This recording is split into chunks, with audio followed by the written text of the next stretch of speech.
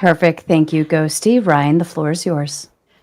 Yeah, I think that was fantastically well said. I agree with pretty much everything there. Also, it's good to see everybody. Stop simping, Ryan. What? Nothing. I was saying it's good to see you, Ryan. I got your tooth money, by the way. Oh, stop it. It's an opening statement. Good evening. We often find profound truths in unexpected places. Consider Shrek, the grumpy, isolated ogre living in his swamp. On the surface, it's a fairy tale parody, but look closer, and we see a narrative that resonates deeply with the struggles many men face concerning isolation, self-perception, and the fundamental need for connection. Shrek begins his story deliberately alone, believing, as he says, people judge me before they even know me. That's why I'm better off alone. He builds walls, embraces solitude, a defense mechanism against anticipated rejection. This mirrors a pattern recognized in research. Societal pressures often push men towards a strong and silent ideal, leading them to suppress vulnerability, avoid seeking help, and sometimes preferring isolation over the risk of judgment. This isn't just a fairy tale trope. It reflects a documented rise in male loneliness, sometimes called a silent epidemic, linked to poor mental health outcomes and also suicidal ideations. Shrek, like many men, has layers. He's like an onion, complex beneath his gruff exterior, hiding pain and a longing to be truly seen.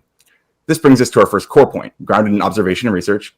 Certain specific interpretations and rigid applications of masculine norms, like the pressure for absolute emotional stoicism, the avoidance of vulnerability, or equating strength solely with toughness, demonstrably lead to negative consequences. These consequences include harm to oneself, manifesting as isolation, anxiety, depression, and reluctance to seek help. They include harm to others through strained relationships, difficulty connecting, or even aggression born from unprocessed pain. And they hinder the well-being of our communities. Shrek's initial misery, his pushing away of Donkey's persistent friendship, his very belief that he must be alone, these illustrate the harmful outcomes of these specific rigid patterns. Now here's our crucial point of common ground, our second premise.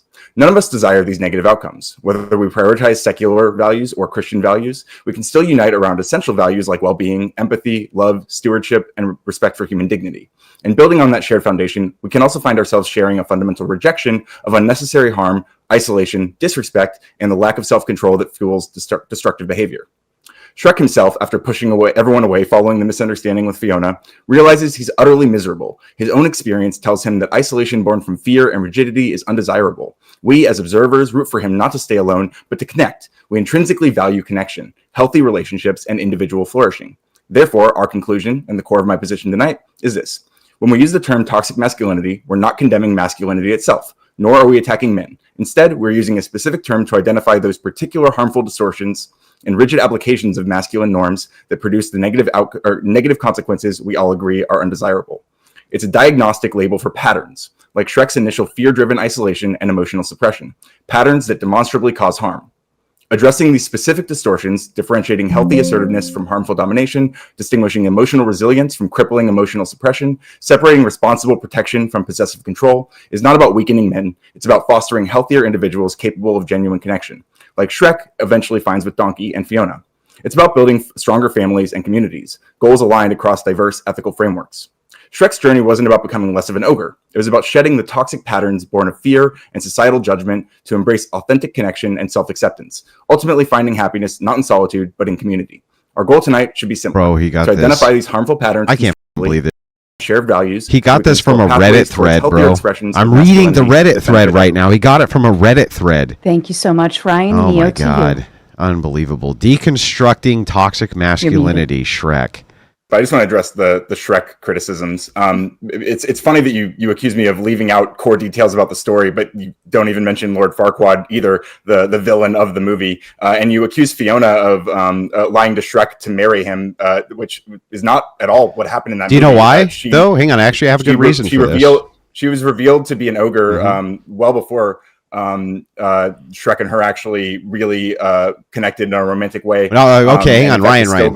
Was going off to marry Farquaad still after that point. So, yeah, let me address and this. She didn't even want to go marry Farquaad, so she actually wasn't using her lies about being an ogre to get married. She actually didn't want to go marry Farquaad for most of the movie. Okay, yeah. But she did. So here's what actually happened. Your foolish revisionist history. The entire time, Pixar pointed out that Lord Farquaad was short.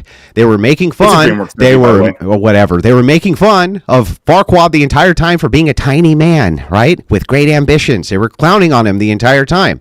What did they do to toxic. criticize Fiona for the fact that she basically was trying to hide the fact that she was an ogre to advance her own political agenda? Nothing. In fact, they made her out to be some sort of hero, justified all of her actions while making, of course, the hero of the story, in this case, Lord Farquaad, who wanted to get rid of a bunch of nutcases and lunatics and people who could cast witchcraft spells in his kingdom out. They made him out to be a villain, called him short, did horrible things, right?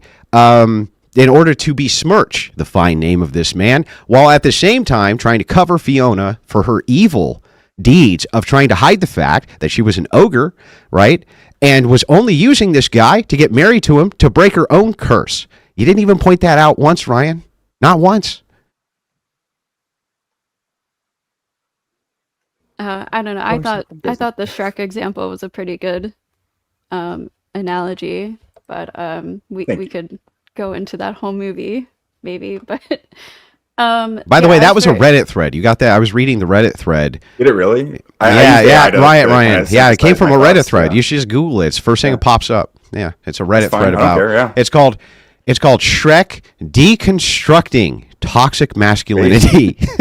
Cool. Someone got your whole opening argument from Redditors, Ryan.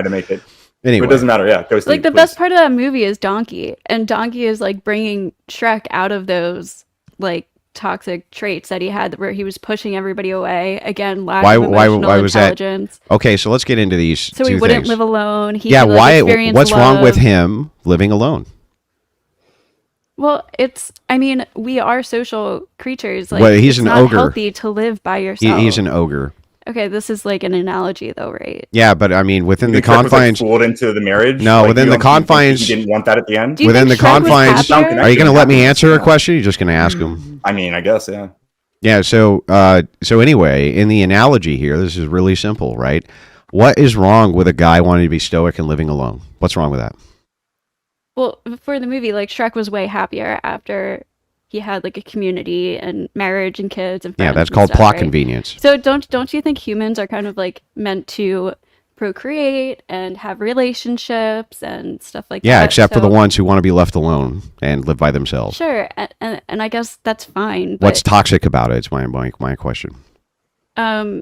It's not. Well, I would say the thing that was supporting the toxic perspective of masculinity was like he'd really internalized the rejection that he'd experienced from society. Again, I brought up the quote about him saying, "I'm an awful ogre. I'm an ugly ogre." Like wanted everyone to run away scared from him, and he was kind of engaging with this in a harmful way, where he was pushing anyone who could have connected with him away, like Donkey, for example, who he eventually becomes great friends with after Donkey expresses a very accepting, positive example of masculinity to him through friendship, which I think all of us value. Friendship. They're not friends. He doesn't even like him. He never likes him. He never even likes him through the second movie. He just tolerates him. That's one. And then secondly, let's point out something that's pretty simple here, right? Oh, so people were trying to hunt down this guy and so he decided that he wanted to live alone and he didn't like people very much. That's actually not toxic. That would be healthy.